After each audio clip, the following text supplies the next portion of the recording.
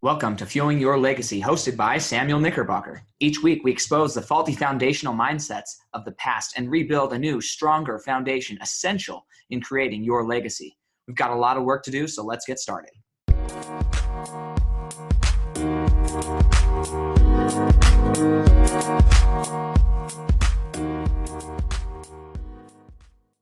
Welcome back to Fuel Your Legacy. The long-awaited guest, Richard E. Gordon, is on our show, and we're happy to have him here. Say hi, Richard. Hey, everybody. Hey, everybody. Right. So here's the deal. I met Richard. Richard and I met each other at a retreat early January. And at that point in time, Richard kind of knew what he wanted. He kind of knew his goals. And this retreat that we went to clarified a lot of that for him. But really, the big story is how he's turned his life of experience and life of training, and we're going to get into his martial arts training and things, but he's turned all of his life experiences into a legacy now. And then he spent the last almost 6 months sharing that legacy with people on tons of different stages. The people he's worked with from a mentor perspective and just been able to network with have been incredible. I love watching people go from unsure of how they're going to share their message into a place of certainty and action. And if there's one thing I could say about Richard, he doesn't mess around. He definitely takes action. So that's what we're excited about to hear from him. But I'm going to let him share more about his history and even go into a little bit of your family situation and how you grew up and what brought you to this point in your career. Absolutely. No, I appreciate that. And it was an awesome time back in January because I was looking to fine tune all my experience. So I created CEO Dojo. That's based on my martial arts experience. It's based on my leadership experience in the Marine Corps, and it's based on my leadership experience in global security. So I had all of this experience, and the question became, how do I get the message out there?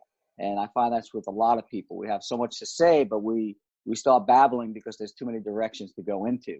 And so fortunately, I knew Allison Lawson, who many people out there know, she's pretty much connected to anybody who's anybody. And so she introduced me to Gerald, invited me to this event, and they said, it will help you with clarity. And I'm like, it's exactly what I needed. So again, it's the divine. It was exactly what I needed, exactly when I needed it. So I wound up in Utah from California. I met with a group of amazing people that were assembled with various skills and various inputs to help put this whole piece of the puzzle together. And so that was just literally a life-changing experience for that, because we all came there for different reasons, but we're all looking to take it to the next level. And that's the beauty of any group. You come together and you bring your strengths, you bring your weaknesses, you bring your wounds, you bring your baggage, and then you say, hey, how can we come to the next level? And the beauty of that is when you do these things, you're super vulnerable. Also, it's difficult when you're a leader and you are successful, because you're saying, I don't need this. I don't need someone to tell me what to do. I don't need to rely on other people. I don't need to be in a submissive position because I'm a leader. But the true lesson is, as we all know, leaders have to have mentors. You have to have coaches in your life. You have to have a support team. Any great leader is not alone. He has a lot of people behind him. And the sooner you realize that, the better it is. And so when I went there, it was pretty awesome because everyone there got it. You know, we were all leaders and we're all out there teaching and guiding, but we still came to this event and we said, okay, we're going to need to be a little weak to get people to help us in our weakness, to be stronger. And so I admire that group. And again, that's how you build a legacy. You cannot build a legacy alone. You cannot build it by being the old school, the sole warrior. You need your team, right? Wouldn't you say that was the whole event? Yeah, absolutely. I love that last comment. You have to build a team. What I think is interesting is I think we have even a tainted view of the past that there ever was a soul warrior that just went and was everything. Even who I believe was the greatest legacy leaver in the world, Jesus Christ. Even him, he didn't do it alone. He enlisted a bunch of supporting roles, a bunch of people to come before him, people come after him. And he enlisted all these people to really make sure that his legacy lived on. And yet the falsity is that we should even attempt to do it ourselves, or that we even could do it ourselves. Mm-hmm. That's what I believe is 100% ego and just, it's false. You can't do it by yourself. So. Oh, and you're absolutely right. But that's the unfortunate, we get in our own way, because we follow the path, if you follow Jesus, which I do as well, but whatever path you follow, if you follow it committed, you will be leading a good life. That's always the secret. What's success? What's not success? We can debate that to the end of time. But you have to find out inside you what brings you your core of happiness and balance. But yes, it's following a plan. And that's whether it's in your spiritual life, it's in your physical life, your emotional life.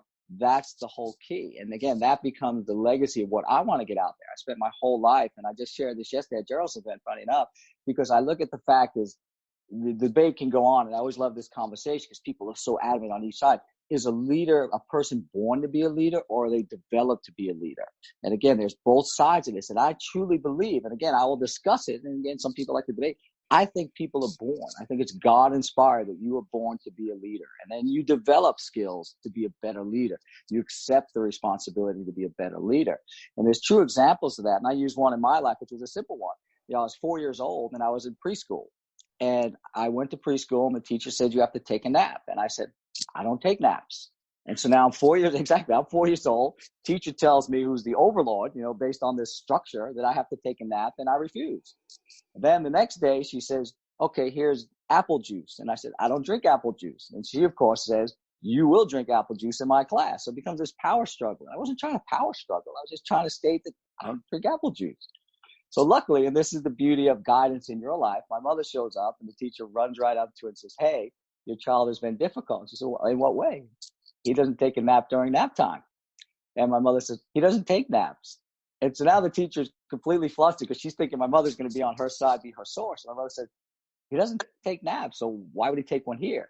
And the teacher said, well, we need time to do admin work. We need a break. We need the children to sleep. And everybody gets that as a parent. You need to put the kid down so you go take a shower. So logistically, no one argues that fact. My mother said, well, what is he doing that disturbs your paperwork when it's nap time? And the teacher said, he's just sitting there quietly. And so my mother said, and the problem is, and so the teacher had to concede, okay, I will let him sit there quietly and not nap. And then the apple juice issue comes up, and my mother says, he doesn't drink apple juice. And the teacher says, well, all the kids drink apple juice. My mother said, would you like me to bring you water? Because he can drink that. And so the teacher was like, well, we'll make a concession. And so it's little things like that in my life. And then you see in other lives, we all have that, people in your family or friends, you see that they just rise to the occasion, whether it's a sports team, that one person, male, female, just come to the front and say, hey, let's pick sides. Let's go this way. Let's go that way. So I definitely think that people are inherently born with a leadership skill, and then how they develop it. Again, it's a God-given, wherever you get your power from, that's what you get. We're born to lead. We're going to lead our family, we're going to lead our community. We're going to lead in politics if that's our choice, but we still have an opportunity and the responsibility to lead. If everybody just steps back and says, we're not going to lead. We're not going to clean up the park. We're not going to be responsible for our community. So the beauty is that I think we need to jump out there and lead. And so your thoughts, again, quick, born leaders, or do they come to be? Yeah, I would agree. It's absolutely a mixture. I think everybody is born to lead. Well, I think the question is really interesting.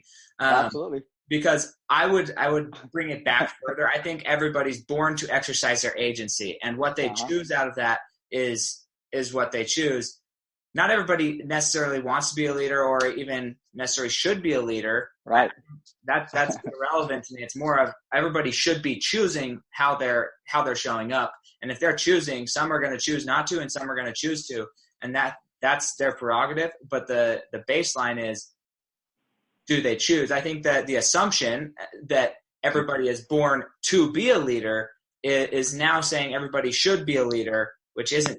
I don't believe it's true, right? If everybody's leading, it's a reverse problem. If everybody's leading, then there's too many cooks in the kitchen. If nobody's cooking, if nobody's leading, then we have no food, right? And so there's a balance. I would say everybody is born with the innate ability to lead. Absolutely. And then we have to develop the muscles to become better leaders.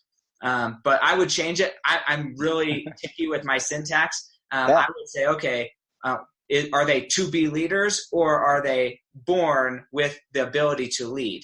And for me, that's a completely different statement. May not be. I don't know. No, and absolutely. And that's the beauty of that question, because I agree with you. It's in the semantics. And again, I look at it as well, because you're absolutely right. We can't have 50 leaders running around. But I also take that to the flip side of what I teach, is that as leaders, if you assume the leader role, then you need to know when to follow. Absolutely. So So yeah, so we're not always going to be in a leader position. You know, we're not always going to be the number one, but we can be the number two, number three, number 10. But we know when to fill that role.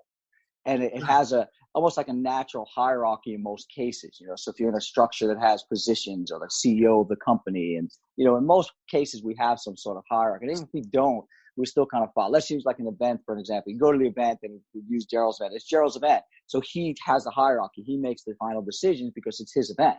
And then his other folks, who are all very much leaders on his staff, they'll fall in underneath. And then Gerald steps out, and guess what? Number two steps up, and he's like, hey, I'm going to make the decision.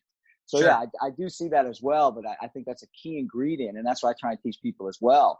Because as being a leader, you still have a responsibility to listen to directions, follow the government, follow the rules. Whether you agree or not, you still need to follow as a leader. So yeah, that's the Sure. fine line. So, and that's why I appreciate your opinion, and especially, semantics makes a world of difference. And I think to add to that, I love talking about this. It opens my mind. But to one degree or another, everybody is a leader in the fact that we all, I mean, peer pressure is a real thing. You're average of the 5 people you're hanging around, whether you like it or not. I mean, that's something that just happens. But when you think about it from that perspective, even leading people, your example and how you live, and this is where you come into another coach's, his name is Kyle Taylor, and he says, live the life you lead, right? Right. So making sure that whatever you're doing, your people who want to follow that, you're a leader of that. Even if you're leading people into following well, then that's okay. I mean, that's the whole case, especially from a religious context. None of us are going to become the Christ or Allah or these people, right. But the objective is that if we live our lives close enough to what we believe they live their life as, then others will follow in our footsteps, and by nature of association. So and that's the flip side. People need to understand that whether you want to be a leader or not, you are leading somebody some way all the time. In every action you do, you are leading, whether you want to be a leader or not, whether you want that responsibility or not. People are looking at you and choosing their actions based on what they see you do, whether you like it or not. That's just a natural consequence of being human. Oh, absolutely. And the beauty of that too is that leaders will be in different roles. We'll have different leaders and different coaches. And that's why you say who you surround yourself with. So we're going to have different people in our lives for different things. Some we go to for confidence. Some we go to for advice on the internet. Some we go for advice on Facebooking. So there's going to be leaders in different. If you want to climb a mountain, Greg Reed, my friend, uses this example all the time. He says when he went to climb the Himalayan mountains, he didn't get a surfer dude from La Jolla.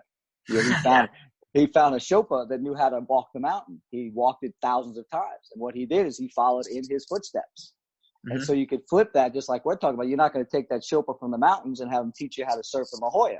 So each one has their expertise in a different area. And so each person brings their skills. And that's what I teach a lot too. And I've thought about, again, my experience of how I bring all of this correlation of experience of dealing with people. And I come up with be you for you, because that is the essence of what we've created to be. And so, yes, it takes into account if you're a leader, not a leader, all of that is not really relevant because you will have a role. If you are being you for you and you're true to yourself, then you will be a benefit to your family, to society. And then you'll be happy, you'll be centered because you're not trying to do a job. And because you're absolutely right. Some people don't want to lead. I learned that in martial arts.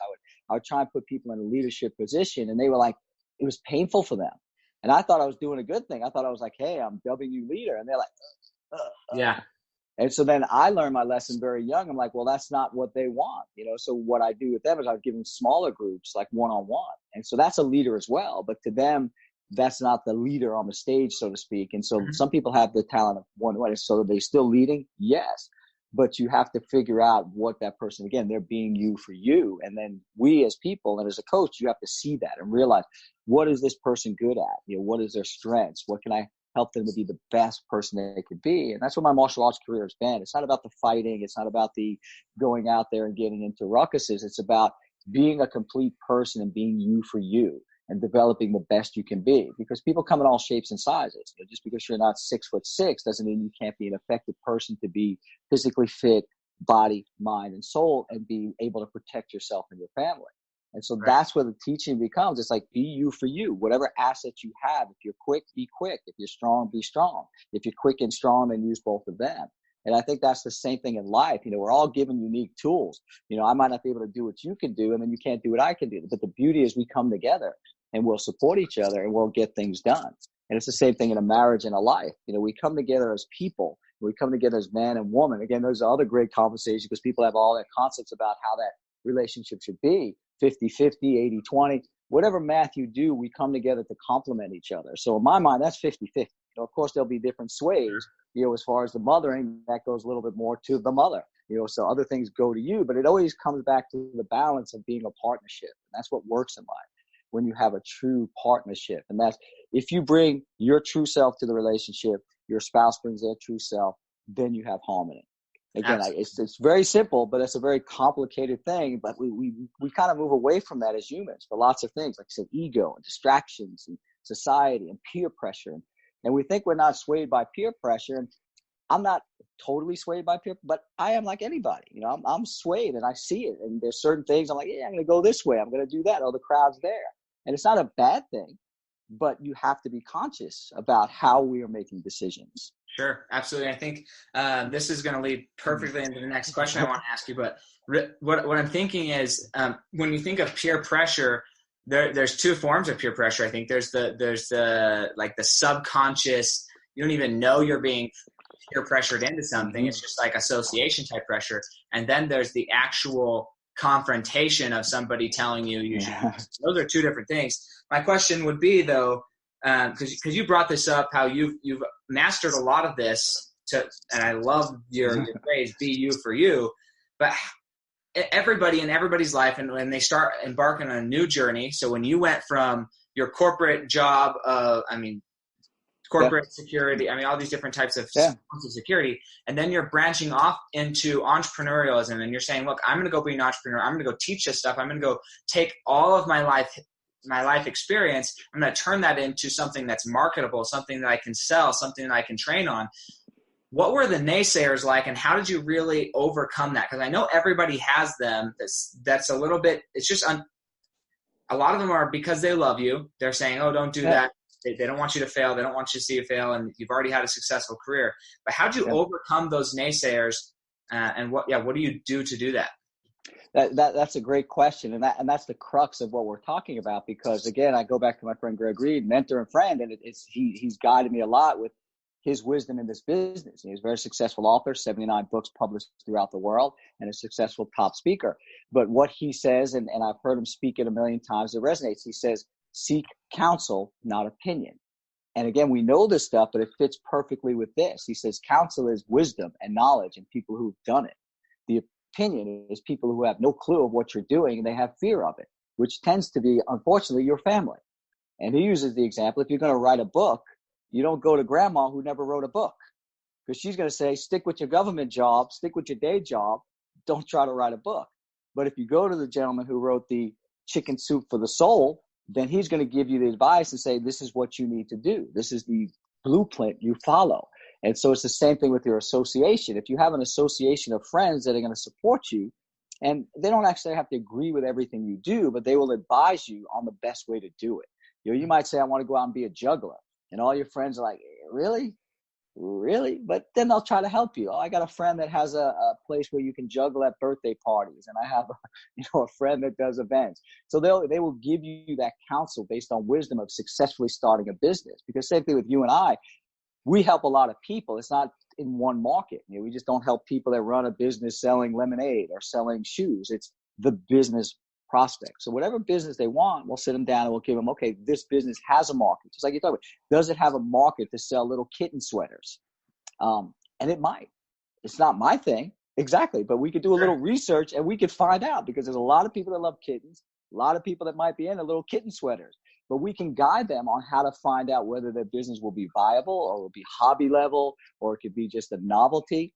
But that's where the guidance and the counsel comes in. And so that's why, again, we have to surround ourselves with an insulation, because the society is always going to throw pressure at us, like you said, from different angles, from inside our camp, from outside our camp.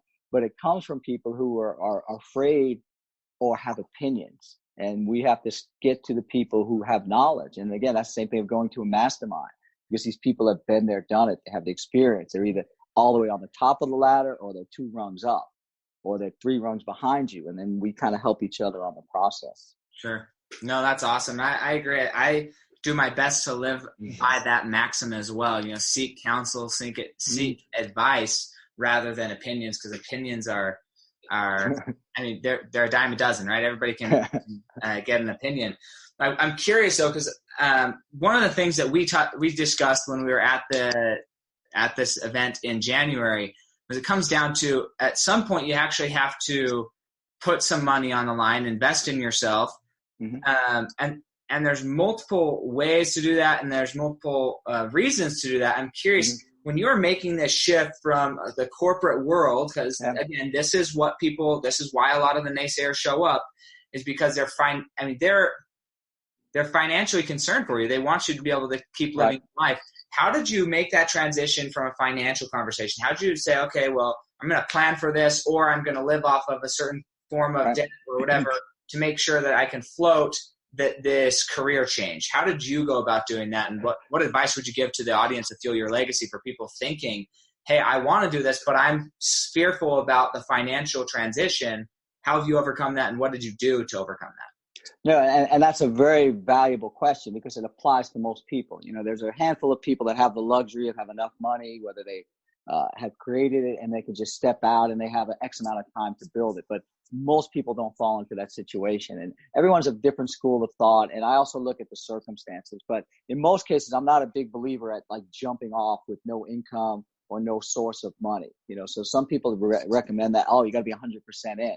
And if you're a single guy or a single woman, that absolutely you could sleep on someone's couch and you could eat ramen noodles and you could go forward. But if you have a family and you have a lifestyle that you have to maintain, and it doesn't need to be lavish, it doesn't need to be great, but whatever lifestyle you have, there needs to be a certain level of continuity and maintenance. So you have to look at how you can balance that, whether it's loans, whether it's saving, whether it's maintaining an income that could help you through the transition. And so with me, I'm still working a full-time job in the corporate world to continue to help me flow. And so again, everyone has their thoughts, and you have to look at, can you commit the time to what you need to do while working? So you'd have to find a job. And that's why actors are a perfect example. They drive taxi cabs, now would be Uber, and they work in restaurants, and they do certain jobs that will allow them to do their craft. So whatever your craft is, if you're selling real estate, you need to be available in the day or on the weekends, and you need to find a job around that if you need income. So that's how I look at it. You have to have a plan, like you say, very essential, how you're going to support your family if you have a family, or support yourself, and have a timeline of how you're going to build your business. How are you going to come up with income to replace it? So to me, I've always used the replacement method. I've always used when can I replace this salary? When can I replace this portion of my life? And then that to me has been the flip. And so that's where I'm comfortable. And I've advised people that they do it sooner. They don't have the steady income from the new business, but they're like, hey, we're just going for it. And as we know, sometimes it works, sometimes it doesn't. But again, I just try to coach each person based on because everything is a risk in life. Everything is a gamble. Even a successful business is going to be a gamble, because there's certain factors you cannot control. And so it's just a matter of what type of risk a person is willing to take, what kind of compensation they could have coming out of it. Because I've known people that have lost everything and then bounced back because they tried an idea or venture, especially real estate. Real estate is very good like that. You can do great in one thing and the market seems great. You step out and all of a sudden it flips and you're like, wow, I got to reevaluate, but I'm not established enough as the other people to be able to sustain myself in this business. And then they need to go back to work. And I don't think that's the worst thing. Again, I do think it comes back to the leader. There's everybody made to be an entrepreneur. Everybody made to be their own business owner. Is it the worst thing to work for someone? So that's definitely a debate. Again, always a fun conversation, but I don't think there's anything wrong with earning a living. I've never thought if you work for a company or if you shine shoes or whatever it is you do is bad. Maybe you're shining shoes, you want to do something different. I get it. I could help and guide you on your own shoe shining business. I could help you get into something else. Take a course and teach you financial planning. So I don't see that as a problem, like a lot of people do. Like, oh, he's shining shoes again. It's an honest living, honest living, and you can use that to springboard. You can use that to come back in real estate and reevaluate. Because what people were doing 10 years ago, and you know this very well, what people were doing 10 years ago, maybe they're not doing now. Mm-hmm. You have to evaluate. Toys R Us is always the perfect example. They were the king. There's no one in marketing and branding that doesn't know Toys R Us. but they didn't change. They didn't change with the times. And they just died. They literally went away. It was like tragic. I used to go there every week with my daughter. We had a great time. And it was like, they're gone. Mm-hmm. Because they didn't change, they didn't evaluate. So I think that's the key to it. I think you need to go into it, again, get counsel and seek what it takes. And some businesses, like real estate, I always use that because it's really a quick, tangible money exchange. You can see it more tangible than clients and people and selling, widgets and gadgets. So if you sell one house, then you can sustain yourself for 6 months. You sell 2 houses a year. So your goal is 2 houses. Can you do that? And then that's how you measure whether you can jump into it full time or not. And then can you sustain that? You sold 2 houses. Can you replicate that? And now you sell 4. Then you can go out. So if you need to sell donuts, you need to sell 100 donuts a day. Can you start today, sell 100 every day? Then in 2 months, you'll be sustainable and you can jump out. So I think a lot of times, and because you're a very logical and cerebral guy as well, that a lot of times people look at only the emotion. We're emotional as well. Yeah, the business, success, got to capitalize now. And, there's all of that. I'm like, I get all that, but just can you sell 100 bagels starting tomorrow? And how long will it take you to get to a point where you sustain your startup cost to be able to pay for your lifestyle? And a lot of people don't like to hear that because it's just like, wow, you're crushing the dream. No, really, I think that's the perfect response, though, and I'm grateful that you were able to share that with our audience, because there's a lot of people. I break it down to 2 things, right? You either have time or you have money, and sometimes it feels like you don't have both. And if you feel like you don't have time or money, then I would suggest you need to write down and budget both. Write down everything you're doing with your time. I've done exercises where I've tracked every 15 minutes of my day for a week straight, and that's a lot of tracking, but you'd be surprised at how many 15-minute segments or 20-minute segments people spend wasting on Instagram or wasting on Facebook, and myself included, right? I'm not I'm not immune to any of this. I still waste time on these tools, right? And so I know that like budgeting time, when somebody says, well, I just don't have the time, they're not responsible enough, and they aren't even aware of where their time is. And so first budget the time. Same with money. If you're like, I don't have enough money, generally it's because you don't actually know where your money's going. And so you couldn't make that decision anyways, right? You don't know, well, if I choose to put in this, start working towards this thing, or if I'm going to take 5 hours out of my work week and spend it on this new gig, how much is that going to cost me financially, right? People don't know that stuff. So budgeting time and money is super essential.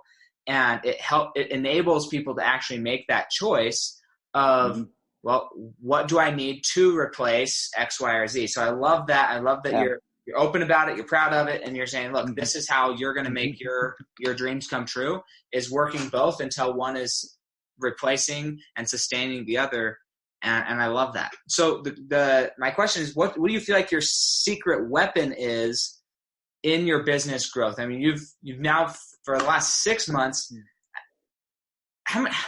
tell people just some of the stages. I mean, I see it on Facebook, but tell people some of just the stages, the amount of people, like the largest group you spoke to.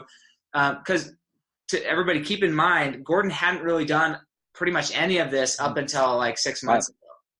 Correct. Virtually none. And then he went to this. His life changed because of a decision that he made. And there's people from that group that we went to who made a decision and changed their life. And there's people who went to that and they didn't make a decision. And you can go on Facebook and see they're still exactly where they were 6 months ago. And so that is not a slam on anybody. It's just reality. Okay. So what I'm curious, what's the secret habit, mindset, or behavior that you believe has contributed most to your success? And then tell us a little bit about some of the speaking gigs you've done. No, absolutely. And that's the crux of success for anybody. And it's not just for me, just for you. And that's the beauty of when you teach it, it's universal. And so the key is action. Is I have a lot of knowledge, and to start from the January, I ran a successful martial arts business in North Carolina. I ran it for many years, over 30 years. And so I was very successful in that space. And then I sold that, moved out to California, and decided, hey, I want to jump into this new space. And I thought it would translate, because in the martial arts world, I was teaching at events, I was running events, I was teaching at large arenas, I was demonstrating. So I thought it would be an easy correlation. That's like I was talking earlier, especially in that world, I got pumped up. I was the master, I was the king, and I was the leader. And I thought, I got this. And so when I beamed into California, I'm like, I'm here. sort of like wanting to be a star on Hollywood. I could sing and dance, and I'm going to be a movie star. And so then luckily I hooked up with my mentor, Greg Reed. He's like, it doesn't work that way. There are things that have to happen. And so he helped me and guided me a lot. And then when I showed up with Gerald in January, he gave me the business elements of it, which I didn't have. How to make this a business, how to fine tune my message, and how to make it a business. Because we all have good ideas. Someone could sing really good. Does that mean they have a business singing? Does that mean they're going to go out and do weddings every weekend? Does that mean they're going to go and tour with, J-Lo? If they take the correct steps and the correct action and they have the talent, then yes. And so I had all of the other things going for me, but I didn't have the plan. So when I met with Gerald, he helped me. He's brilliant at looking at someone and saying, okay, this is what the steps are. This is how it'll apply to you. And so I took them into action. And so working with my connection of networking, and I have a skill to connect with people. And it's a God-given skill. We all wish we could connect. And so I have to give credit to God for that, because who wouldn't want to wake up and be able to relate to people? But I can see people, I can relate to them. And then that's what's helped me. And so with that, I developed a lot of friends who have invited me on their stages. And so one of the stages I'm on is Secret Knock, is a very exclusive event. It's an invite-only event.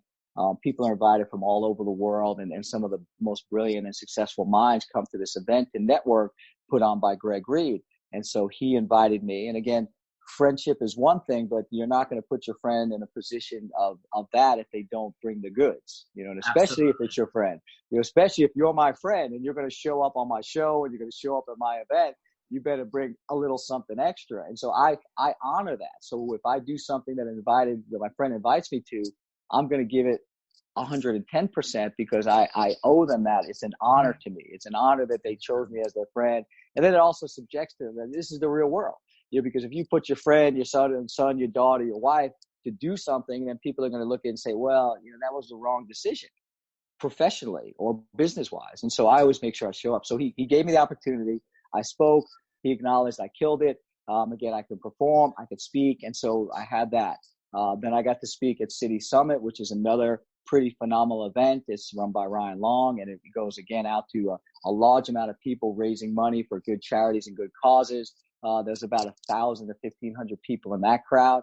I got to speak at that event. I got to attend those galas, got to intermingle with, again, some of the top people in the industry. Got to speak at Allison's event called The Spotlight. So she highlighted me at that, and I got to speak and share my message. So again, it's twofold. You create action, but you also have to deliver what you stated. So integrity is the key. So if you state that you're going to bring this or you're going to do this, and there's so many elements that go there, you have to be on time. You have to deliver what you say. You have to be a good person, so it's really, talent only goes so far, because do you want a difficult, talented person, or do you want someone who has talent that's going to be agreeable and they're going to be in addition to your program? Because that's what it comes down to. People have you on their stages because you're going to benefit their audience and you're going to make them look good. And so I put a lot of pride into that, to representing myself and representing who gives me the opportunity, because I truly am grateful. And I've had that mindset my whole life of gratefulness. And I teach about that a lot, because once you stop being grateful, then that's when the ego sets in. And that's when your talent goes from talent and confidence to an arrogance. There's that fine line. And so I always try to keep myself in check. And a quick story on that: when I was running my martial arts school for many years, and the martial arts structure is you're truly the head, you're the top, people bow to you. I've had people bowing to me in the street, and I kind of didn't let it go to my head, but how could you not? After 20 years of people giving you this reverence, it's like, Sure. whoa. And so my mother calls me one day and she says, how are you doing? I said, I'm awesome. Life is good. And she says, do you get outside your four walls? And I said, what does that mean? She says, you're like the king of your little four walls. She says, you need to go out into the real world. And so exactly. And I'm like, I get your point, Mom. I get your point. I need to get out of my head. So that was just a nice little reminder that I was getting a little bit too big for myself. And so I always, that's the beauty of messages. It could be from your parents, your coach, your mentor, someone in your church. It's just those words that stick in your head. So anytime I feel like so that's why it's funny, because I don't look at these stages and these opportunities as that. I just look at it as what I'm doing and I could help. And then I'll take a moment and I'll enjoy it, but then I don't want to get into my head, so It's that fine line. I'm sure you get the same way. You want to enjoy something, but you don't enjoy it too much. But yeah, it does have significance, and it does have significance in your message to people. It does have significance in your own confidence and your own ability to share. So I share that at Gerald's event, and I actually preface this. I'm not sharing this stuff with you, my accomplishments, to try and impress you. I said, I'm telling you that to tell you that you can do this too.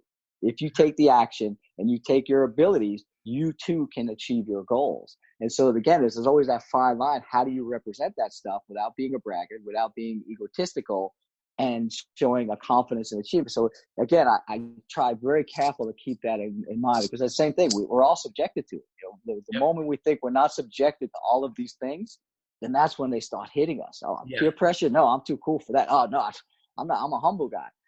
That's when things start hitting us. So that we always need to be in a conscious state. We always need to protect our trueness, is how I look at it. Yeah, no, I love that. I think that there's so many little nuggets there that I'm gonna highlight too. And there's a lot there. I would go back and listen to it. But one of the things that I love is when you have these friends who have the ability to get you into situations, and this is going to draw on something else Richard said earlier, but this is that your friends, well, let's say mentors, because for him, Greg Reed is a mentor for him. And at different points in life, we all have something to contribute to every conversation. And so we all have something we can add in value to a situation, and recognizing that that's important. So although Greg is mentoring him, there's things that Richard knows that Greg doesn't know, and that they can learn from each other. Now that's a very equal, that's where you become, you get to a point in a mentorship relationship where you really do become friends, because you are able to start learning more things from each other, and it's a pretty equal learning thing. Now, one person has a stage. I have a similar situation with a coach that I have worked with, Travis Brady. He has a stage, and he's invited me onto that stage multiple times, and I love that because it allows me to go and share the value that he sees that I have and that he's benefited from. I'm able to go share that with other people. The key thing is you're there to make them look good. I just spoke at another event, a real estate event that was put on by another friend of mine, Tiffany Barnes, and she had this event, and she's like, "Okay, Sam, what are you going to say?" I'm like, "Look, all I want to do is make sure that whatever I say makes people love you and want to work. If I get business out of it, that's fantastic. But my main objective is how can we make you shine? It's your event, and making sure that you're keeping that ethical code especially in the speaking world, but I would say in anything, whether it's in a husband and wife relationship, a parent, daughter, son relationship, whatever it is, in your church responsibilities, in your community. The goal of leadership is influence, and influence happens primarily when your goal is to lift others up, not to be on top of others. And that's a very big distinction when it comes to really getting out there and remaining humble, is how can I lift up other people? So yes, he's spoken in front of crowds over 1,000 people. Well, how is he, when he's going in, he's not thinking about, oh, this is the biggest crowd I've ever spoken. I'm so excited that I get to be here. They need to listen to me. He's thinking, how can I add value to, one, everybody in the audience, and two, how can I add value and make the host of the event look absolutely incredible? And that's really what we want to do in our life. And that's something I didn't catch on to specifically with the Knickerbocker name, right? So my last name, it didn't really ever click, but like it's the same thing in a family. You have a last name, and you have two ways you can look at your name. You can say, well, I'm going to just define my own name and everybody's going to know me. Or how can I go around and make my family look really good? How can I go around and make people who know other Knickerbockers look really good because they know me? And I'm changing the opinions of other Knickerbockers because they see how I operate. Anyways, absolutely. I don't want to beat a dead horse, but a huge principle that I just want to highlight, because if you get nothing else out of this whole entire conversation, I think that is probably one of the biggest nuggets you can get, is action and lift others up. And that's true leadership, in my opinion. No, I agree. You summed it up, and that's the beauty of being a leader. You serve, and the true leaders know that. True leaders know where to serve. And when I talk to all of my friends, the first thing I say is, "Could I do anything for you?" And funny, as you know, because you do the same thing, it's like initially they're kind of taken aback because people don't ever ask them that. Right. or they're self-sufficient. You're like, I got people. I don't really need anything. I want ice cream. I got access to get ice cream. But then as you continue to do it, go use the example as Greg, but I continue to do that. And just the other day, he's like, yeah, I need to build a canopy in the backyard. I'm like, okay. Yeah. I Cool. was like, can I help you? He's like, as a matter of fact, you can. But again, if I don't ask him that question, he's definitely not going to enlist me to build a canopy. It's going to be the first thing on his mind. He's like, he could hire somebody, he's got people. But as soon as I said, can I help you? He's like, yeah, we can do that canopy now and get it up. And so it's funny how people they understand the process, and it doesn't need to be big. It can be something simple, because people think when you say, how can I serve you? It's like, they're thinking like grandiose, and no, it could be something simple. It could be something really simple. Like, can you drop this off at a friend's house? So I continue to do that with people, like I said, but the response initially is pretty unique, because people aren't used to that. They're like, nah, I'm good. Yeah, exactly. Cool. So how can people connect with you? Where are you at online? Like, what's your website? What's your social media presence? Like, how can people connect to you, get more from you, listen, see where you're speaking next, and just get in touch with you in general? Sure. Always appreciate that. And Facebook has been a beautiful forum for me and others. So I'm at Richard E. Gordon on Facebook. So just Richard E. Gordon. I'm the only one that pop up. Richard E. Gordon 3 on Instagram. So if you go to either one of those, you reach out to me, and then you can contact me. I take phone calls. Again, I always think, and we laugh in our heads, is the projection. Like, when I get really, really successful, am I still going to be taking phone calls? And my goal is to do that, because I truly feel there's a connection on the phone. Some people are like, oh, don't ever give out your number. Don't talk on the phone. Da, da. I see that context, but I haven't been in that point where I have to guard my phone number. So I enjoy the phone contact. I enjoy when people call, especially when it's a new relationship, because you definitely get more out of a phone call, even a Zoom. I do the same thing I'm sure you do, is the initial contact with people. You want to connect, let's do a Zoom. And then we could talk, see each other, and get a higher level of feel. So yeah, I use the Facebook, just contact me, and again, call me, and then we'll set something up more legitimate of how to contact. But appreciate the opportunity. Yeah, no problem. So we're going to have 2 segments left. One is Legacy on Rapid Fire. Now, in this section, I'm going to ask a series of 5 questions. I'm looking for a 1-word to 1-sentence answer. Sure. So not really a bunch of expounding, just 1 word to 1 sentence, and have you sum things up. So the first one is, what do you feel is holding you back from reaching your next level of your legacy today? Too much thinking. Okay. What do you believe the hardest thing you've ever accomplished is? Being a parent. Most rewarding, too. Okay. Yeah, so that was the next question. What's been the greatest success at this point in your life? Being a parent. Yeah, that's awesome. I agree.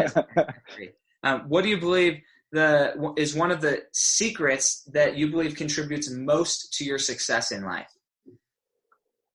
I think the secret to the most success is determination. Okay. And what book would you recommend to the Fuel Your Legacy audience? You mentioned it at the start, 3 Feet from Gold. That book's changed my life. It's got a lot of significance on life lessons in there. Awesome. And just we're going to go off script just a little bit here, because I'm curious, and I think other people are going to be curious. How did you end up in the same circle as Greg Reed? How did you meet him? Because everybody has their dream of meeting their author. Absolutely. Their book. But like, how did you get to that point? No, great question. And I share that story all the time. And this becomes a divine intervention. So again, however you equate it in your world, to me, it's divine intervention. I started following him on the East Coast. I read the book. I talked to him on Facebook, just general chit chat, like the book, post, and he would respond back. And initially I thought it was like an auto response. And then I began to realize that it was him responding. And so he'd post on my stuff. I'd post on his. And I'm like, wow, this is a cool guy. And so then I moved to California and, moved here because there was a lot of, authors and people in the business here that I wanted to be around, to include him. And so I moved here, and I said, hey, I moved to Carlsbad, California, outside San Diego. And he said, I live in Carlsbad. And this is just via direct messages. And I said, cool. He says, why don't you come by the house? So I said, okay. So I go by his house, and he literally lives 5 minutes from me. And I had put up a bunch of knife videos at that time, because I do weapons, I do knives. So as soon as I walk in the door, he hugs me and he says, hey, show me that knife thing. And so that was like our first encounter. I walk in his house, he hugs me, and I literally show him the knife thing. And then he looks at me and he says, wow, he says, that's interesting. And I said, why? He said, I thought it was a lot of baloney. And I'm like, what? He said, I just thought you were like waving your knife around like a fool. And he starts laughing. And I said, really? And he says, I kind of did. He said, but now that I see it in person, he said, I can see that you would literally slice and dice me to pieces. He said, that's pretty cool. And then from there, he started mentoring. Exactly. So how can you plan that? And I always share that story with people because I tell them, I use this be like water example all the time. Bruce Lee's be like water. The water flows to its source. Your source is your goal. That's where you're going, but you don't know what's going to happen along the way. I knew that I wanted to be in this position, but could I have written 10 years ago that I'm going to like move to California, live 5 minutes from my author, the guy that I admire, become friends with him, become in his circle, and then all of this is going to happen? The answer is absolutely not, but it's part of the goal. So there's no mistake or there's no chance. It happened by divine intervention because I had a clear plan in my mind, but I didn't have the destination. Like I tell people, if I go from San Diego to San Francisco, I don't necessarily have to have a straight route to wind up in San Francisco. I could stop and camp. I could go to the beach. I can go inland. So it's the same thing I look at is that I couldn't have planned. Who could have planned that? Like that's like a story no one would believe. Yeah, but it was truly how it happened. And it was just meant to be. And then the one question he asked me, which was pretty interesting, we were sitting in a hotel in Arizona one time and he looks at me, he says, do you realize if we met like 20 years ago, where you would be now? And I said, that's a great concept. I said, but I don't ever look back. I said, I'm looking from the point that we met forward. But that is an interesting question. Of course, we all have those moments of, gee, what if I invested in McDonald's back in the 70s or whatever concept it is. But I truly do. I'm like, this was meant to happen now. Yep. And I believe that. Awesome. I love that story. So this is the last question. We're going to pretend you've died now. It's now 6 generations from today. So now we're sitting around a table with your great grandchildren, and they are discussing your life. What do you want them to be saying? What do you want your legacy to be at that point? Great question. And always one we should definitely consider. We should consider how we're living our life and then how it will be portrayed. And the way I live my life and the way I want it to be portrayed is that he was a good man and he served others. And I think that would sum it up. Not the financial success or the others. I think if they say that, then everything else will be worthwhile. I love that. So that's awesome. Well, thank you so much, Richard. We super appreciate you here on the Fuel Your Legacy show. And it's just a great thing. All the show notes and links to his Facebook, his Instagram, things like that, they're all going to be in the show notes here. So you can just go click on those easily, go learn more about him, subscribe to his following on Facebook and Instagram so you can keep up on the things that he's doing and the life he's leading. And always remember, if you think about something, I think he says it best, be like water and you'll float and you'll flow past any obstacle. How do you say that? That's correct. Yeah, that's it. You keep flowing. Water keeps flowing to its source. Nothing stops it. Awesome. Love it. So we'll catch you next time on Fuel Your Legacy. Bye.